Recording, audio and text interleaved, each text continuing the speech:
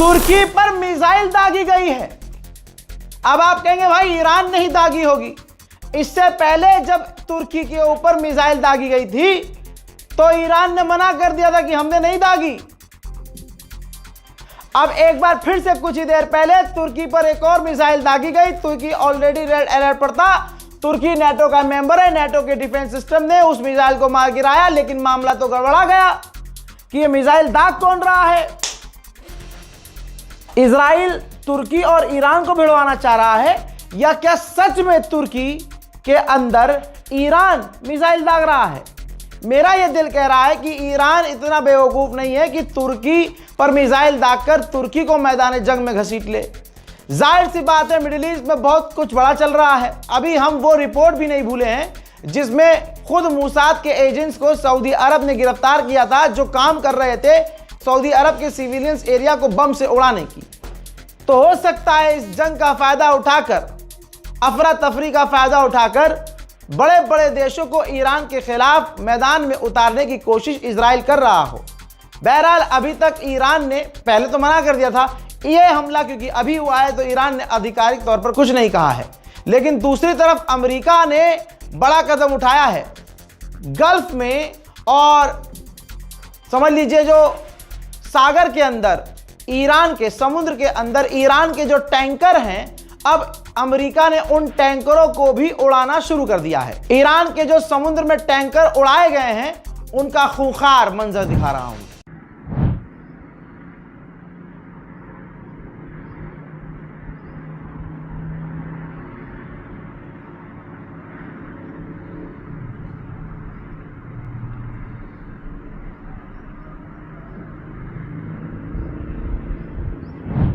ठीक इसी तरह से अमेरिका इजराइल ने मिलकर ईरान के बंदर अब्बास पोर्ट पर तिबारा हमला किया।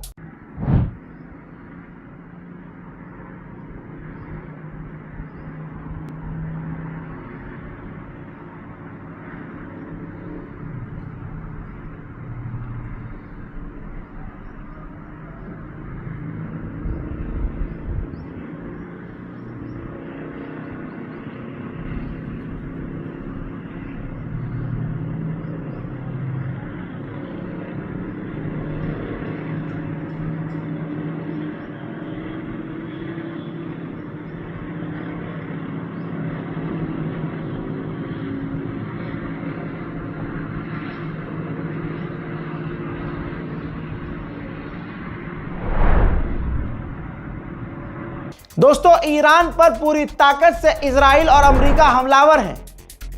ताजा मंजर ईरान पर हमले जो हुए हैं उनके देख लीजिए।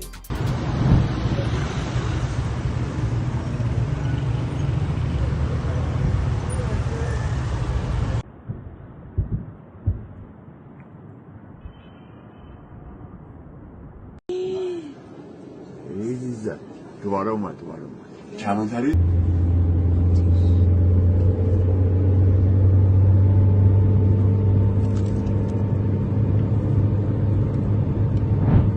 ईरान के लोगों का जलवा, खुदा की कसम करबला याद दिला दी ईरान वालों ने। भाई इधर मिसाइल गिर रही है, अमेरिका इधर हमले कर रहा है, इधर इजराइल बमबारी कर रहा है, और सड़क पर ईरान की जनता अपने सुप्रीम लीडर के लिए प्रदर्शन कर रही है, अपनी गवर्नमेंट के लिए, गवर्नमेंट के समर्थन में सड़क पर हैं। जहां अमेरिका और इजराइल के लोग बंकर में छुपे हैं, बंकर में, वहां मिसाइलें आसमान से इजराइल की जमीन पर गिर रही हैं और ईरान के लोग सड़कों पर हैं।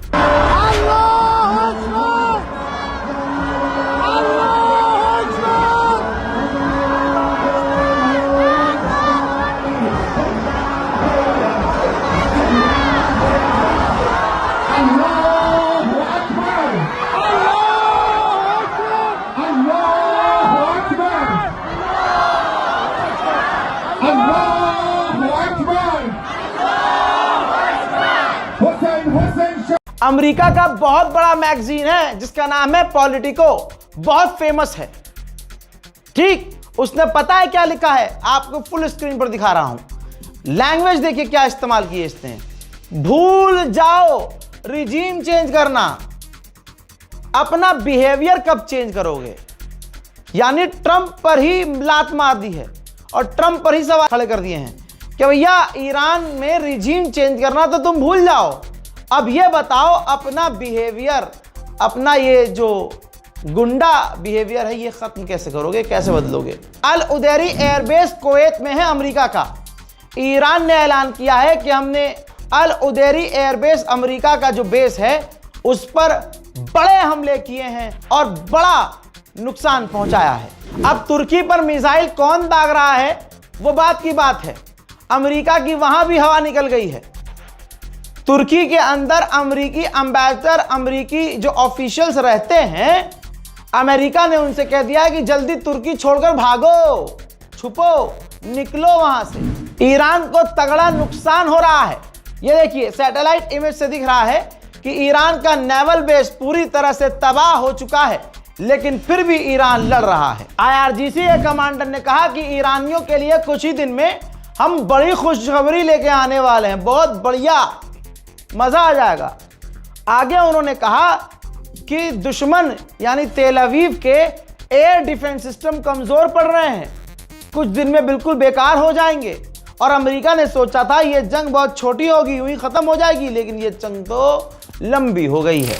उधर IRGC ने कंफर्म किया है कि हमने अमेरिका के 2 और MQ-9 रिपर ड्रोन मार गिराए हैं। अमेरिका का बहुत बड़ा अखबार द न्यूयॉर्क टाइम्स, उसने भी छाप दिया है कि जो मिसाइल टॉमहॉक थी वो अमेरिका की थी और अमेरिका ने इस मिसाइल को खुद इस्तेमाल किया था ईरान के हॉस्टल पर हमला करके 170 बच्चियों को कत्ल करने के लिए।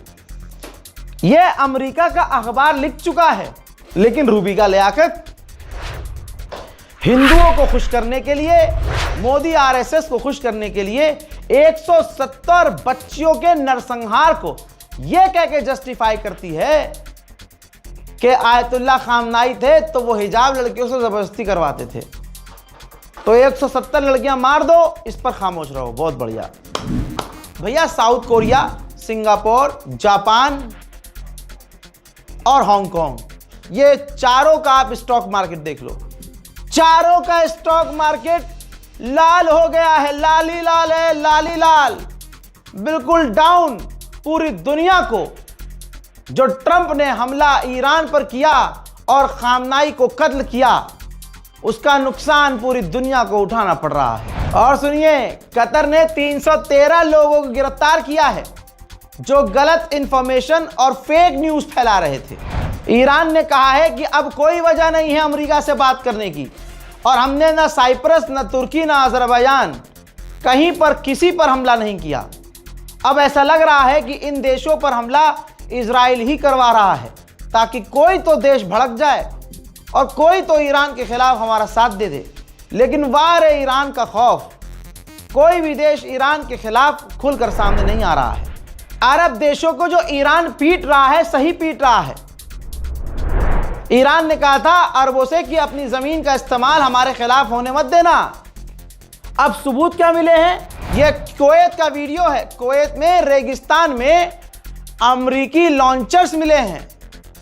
देख लो, अमेरिकी लॉन्चर्स की खोल मिली है, जिससे यह साबित हो रहा है कि अमेरिका ने कतर की जमीन का इस्तेमाल किया ईरान के सिविलियन इंफ्रास्ट्रक्चर को, सिविलियंस को कत्ल करने और ईरान पर बड़ा हमला करने के लिए। ईरान में अब तक 1255 लोग शहीद हो गए हैं और कम से कम 12,000 लोग घायल हैं। उधर चाइना ने बड़ी बात कह दी है। चाइना ने धमकी दी है अमेरिका, इजराइल को कि जो नए सुप्रीम लीडर बनाए गए हैं इनको कत्ल करने की कोशिश भी मत करना।